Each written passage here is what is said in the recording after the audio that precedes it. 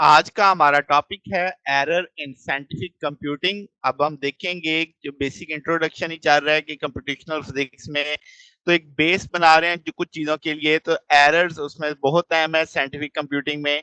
अब ये है कि साइंटिफिक कंप्यूटिंग में जो भी नतीजे जाते हैं वो सारे अप्रोक्सीमेट होते हैं।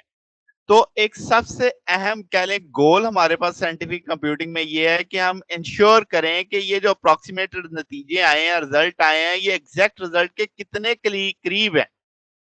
तो दो तरह के नंबर होते हैं हमारे पास, एग्जैक्ट और अप्रोक्सीमेट। अब आप एग्जैक्ट की एग्जांपल देखें, 1 2 3, 1/2, 3/2, स्क्वायर रूट 2, इसको आप इस मैनर में लिख सकते हैं कि ये एग्जैक्ट नंबर है। अप्रोक्सीमेट नंबर वो है जो रिप्रेजेंट करते हैं with certain degree of accuracy. यानी कि अगर आप पाई की वैल्यू बोलो तो 3.14 भी लिखी होती है, 3.1416 भी लिखी होती है, और ज्यादा बेहतर अप्रोक्सीमेशन चाहिए तो 3.14159265 भी लिखी जा सकती है। मगर आप इस तरह एग्जैक्ट वैल्यू पाई की नहीं बता सकते, तो ये एक अप्रोक्सीमेट नंबर हो गया। अच्छा, तो सिग्निफिकेंट फिगर्स फिर क्या होंगे? अब सिग्निफिकेंट फिगर हम उसे कहते हैं जो रिलायबल नाउन होता है किसी भी मेजरमेंट के अंदर या कंप्यूटेशन साइंटिफिक कंप्यूटिंग के अंदर। जो आपकी एक्यूरेटली नाउन डिजिट्स होते हैं और जो फर्स्ट डाउटफुल डिजिट होता है, उन दो यानी नाउन डिजिट्स और फर्स्ट डाउटफुल डिजिट को मिला के हम क्या बोल देते हैं? Significant figure. बहुत सारे केसेस में जो अनसर्टेनिटी होती है वो अलग से नहीं बताई जाती, बल्कि वो आपको नंबर्स की सूरत में, मीनिंगफुल डिजिट्स की सूरत में बताई जाती है, जिसे हम सिग्निफिकेंट फिगर्स कहते हैं। अब इसके लिए कुछ रूल्स हैं जो हम सिग्निफिकेंट फिगर्स के में देखते हैं। जो नॉन जीरो डिजिट्स होंगे वो हमेशा सिग्निफिकेंट होंगे, जैसे 1 से लेकर 9 तक। एग्जाम्पल देखें, 47.872, तो ये सारे के सारे सिग्निफिकेंट शुमार होंगे। जीरो जब दो सिग्निफिकेंट डिजिट्स के बीच में आ जाएगा तो वो भी हमेशा सिग्निफिकेंट शुमार होगा, जैसे 301.5006, तो ये सारे ही सिग्निफिकेंट है, जीरो बीच में आ रहा है, तो 7 सिग्निफिकेंट नंबर फिगर्स हैं। फिर जीरो अगर लेफ्ट पे आ जाए तो फिर वो सिग्निफिकेंट नहीं शुमार होगा, तो वो आपके पास जस्ट डेसिमल की एक प्लेसमेंट के लिए आता है। तो 0.00538, तो इसमें सिग्निफिकेंट फिगर्स की तादाद 3 है। अगर जीरो राइट पे आ जाए तो फिर आपको थोड़ा सोचना पड़ेगा कि वो सिग्निफिकेंट हो भी सकता है, नहीं भी हो सकता। अगर हम कहें कि डेसिमल फ्रैक्शन आ गई है, तो जैसे 5.200, तो इसमें ये सिग्निफिकेंट है, तो आपके पास इसमें 4 सिग्निफिकेंट फिगर है। मगर अगर वहां पे एक इंटीगर आ गया आपके पास, तो फिर हमें देखना पड़ेगा उसका लीस्ट काउंट, कि भाई जिस इंस्ट्रूमेंट से आपने वो डिजिट इंटीजर हासिल किया है। जैसे अगर आप 50000 इस तरह 5 लाख लिखते हैं, तो आपके पास इसमें एक सिग्निफिकेंट भी हो सकता है, दो भी हो सकता है, 6 भी हो सकती हैं। कैसे? अगर लीस्ट काउंट 1 होगा तो 6 सिग्निफिकेंट फिगर होंगे।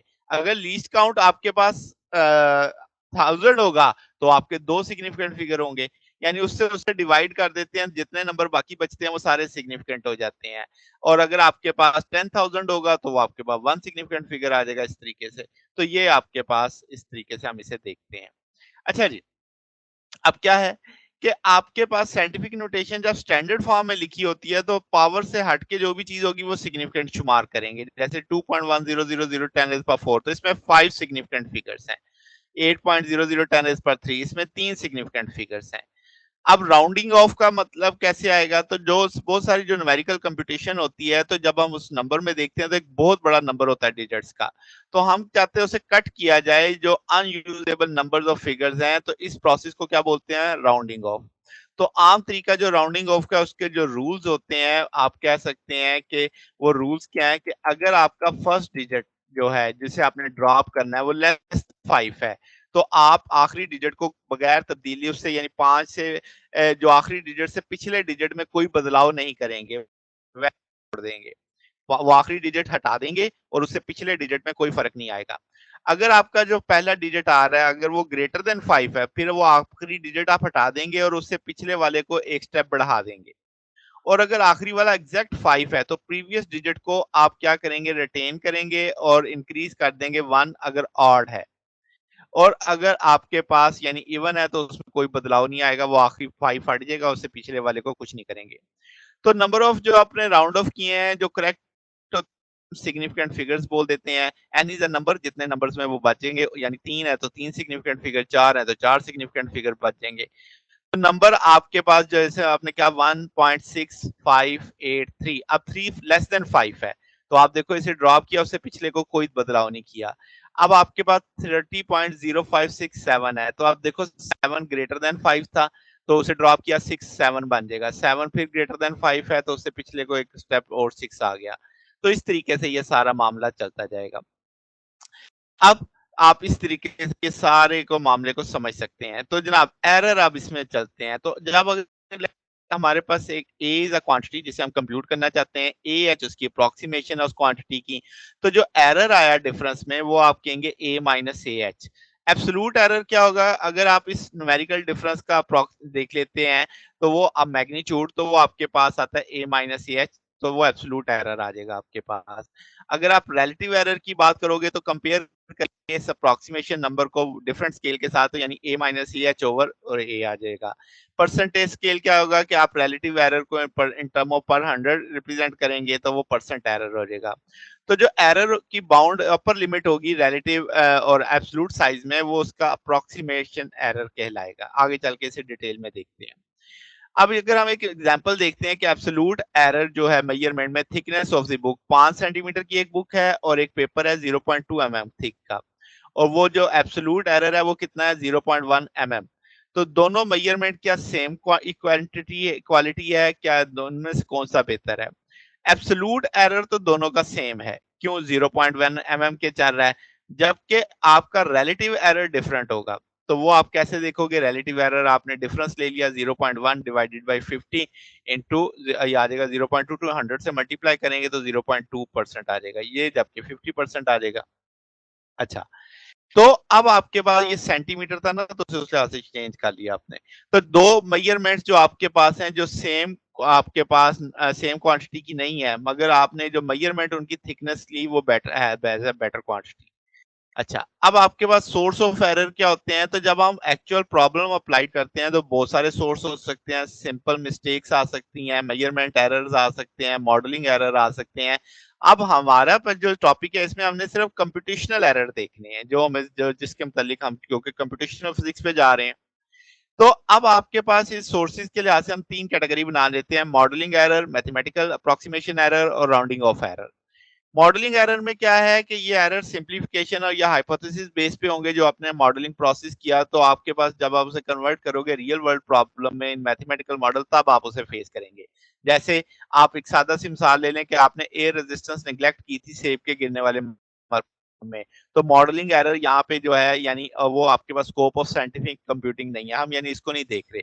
हम किसको देखेंगे? हम देखेंगे मैथमेटिकल अप्रोक्सीमेशन एरर को। तो ये अप्रोक्सीमेशन एरर क्या है? किसी डाटा में डिस्क्रिपेंसी होगी कि एग्जैक्ट वैल्यू और अप्रोक्सीमेशन एरर में क्या है।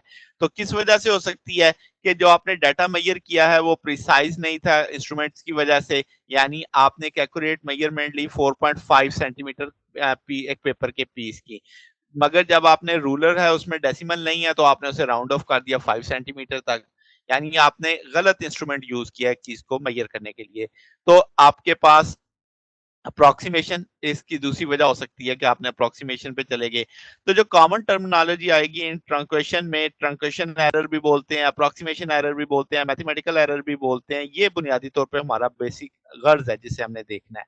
तो ये जो टाइप ऑफ एरर है, हम कह सकते हैं कि ये बुनियादी तौर पे किस वजह से है कि आपने अप्रोक्सीमेशन फार्मूला यूज किया में।